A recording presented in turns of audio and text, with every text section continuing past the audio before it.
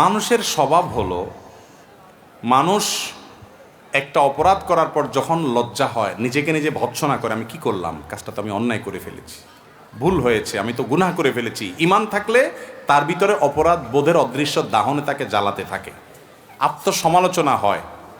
হ্যাঁ, এটা যখন হয় তখন তার কাজ হলো তওবা করে ফিরে আসা। কিন্তু এই তওবাটা অনেক সময় ভেঙে যায়। তওবাটা যদি কেউ ধরে রাখতে পারে, এটার নাম তওবায়ে নাসুহা, খাঁটি তওবা। যে আমি একবার পাপ করেছি, এমন লজ্জিত হয়েছি, এমন অনুতপ্ত হয়েছি, এই ভুল আর জীবনে করব না, এইরকম প্রতিজ্ঞা করে ফেললাম এবং জীবনে আর ওই ভুল আমার দ্বারা হইল না, এরকম তওবা করলে সেটা হলো সবচেয়ে খাঁটি এবং পিওর আসল তওবা। আর আরেকটা তওবা আছে একটু দুর্বল তওবা। সেটা কোনটা?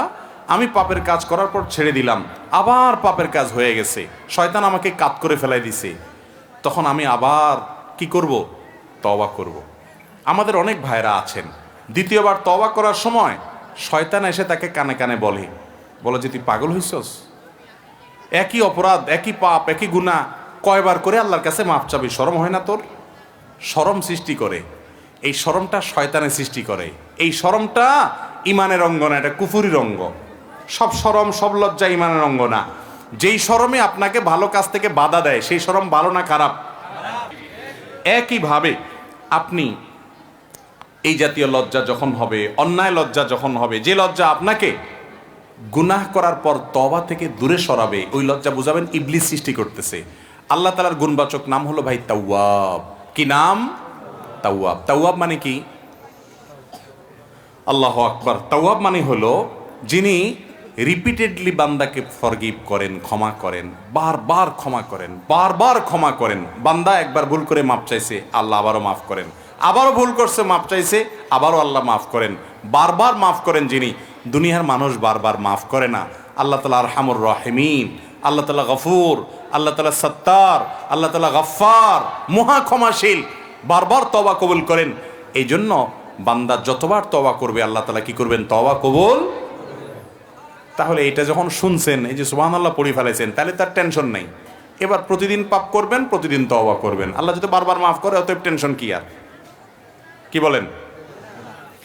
একজনের বাড়িতে একটা মলম আছে, সে জানে এই মলমটা এত কার্যকর মলম যে কোথাও কাটা গেলে, পোড়া গেলে, সেই পোড়া জায়গায়, কাটা জায়গায় এই মলম লাগাইলে সাথে সাথে রক্ত বন্ধ হয়ে যায় এবং ব্যথা ট্যাথা কমে যায়, ভালো হয়ে যায়। এই মলমটা তার কাছে আছে।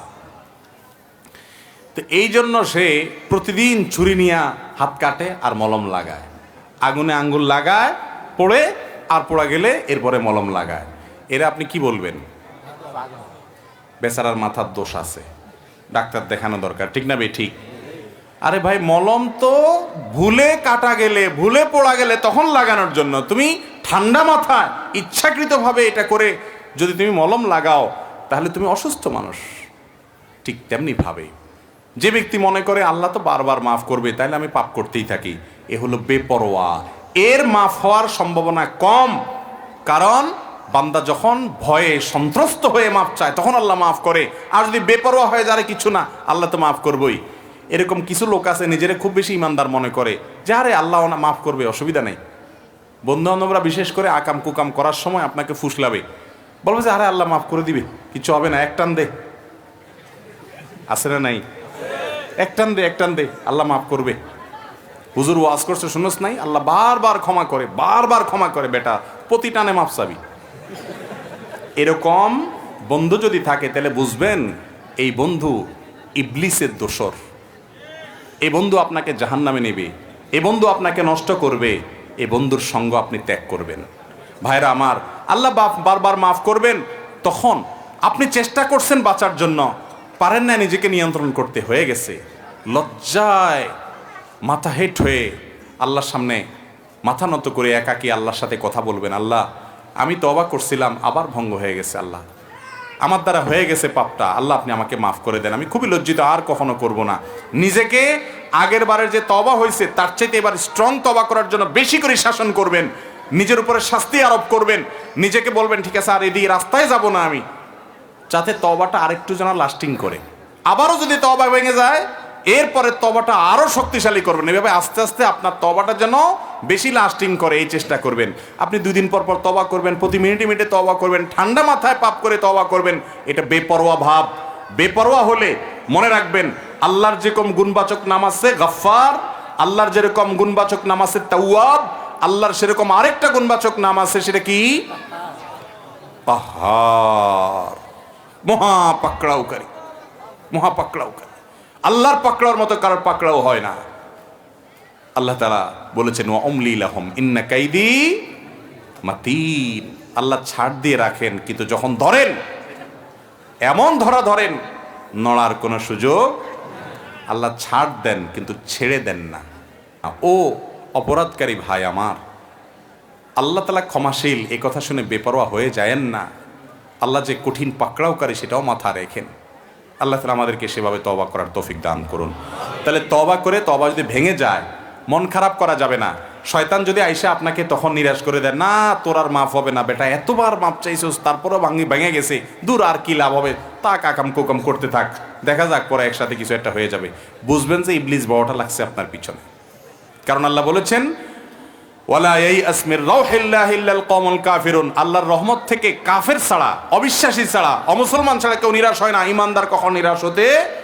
আল্লাহ বলেছেন লা তাকনাতু মির রাহমাতিল্লাহ, বান্দা আল্লাহর রহমত থেকে নিরাশ হয়ো না। আমাদের অনেক ভাইরা আছেন বলে এত পাপ করছি, এত অপরাধ করছি, এত মেয়ের সাথে হারাম সম্পর্ক করেছি, এত অন্যায় করেছি, আমার বোধহয় মাফটা বার হবে না রে। সে নিরাশ হয়ে যায়। কেউ দাওয়াত দিল বলে না আল্লাহ মানে মাফ করবেন না। আল্লাহ বলেছেন তাদেরকে লা তাকনাতু মির রাহমাতিল্লাহ, ও পাপিষ্ট, যে নিজের প্রতি অনেক জুলুম করেছো, অনেক অবিচার করেছো, অনেক ক্ষতি করেছো, লা তাকনাতু, নিরাশ হয়েও না আল্লাহর রহমত থেকে।